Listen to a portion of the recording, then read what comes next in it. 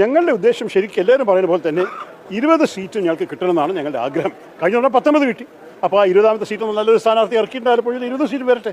ഞങ്ങൾ പറയണത് ഇതിൽ ഈ 5 വർഷ സേവനത്തിൽ വല്ല കുറവുണ്ടായിട്ടുണ്ടോ? ഞങ്ങൾ കണ്ടിട്ടില്ല, പരാതിയുമില്ല. ജനങ്ങൾ സന്തുഷ്ടമായിരിക്കുകയാണെങ്കിൽ ഇനിയും വരാൻ പോകുന്ന 5 വർഷം അതേപോലെ സേവനം തുടരാൻ UDF സ്ഥാനാർത്ഥികൾ തയ്യാറാണ്.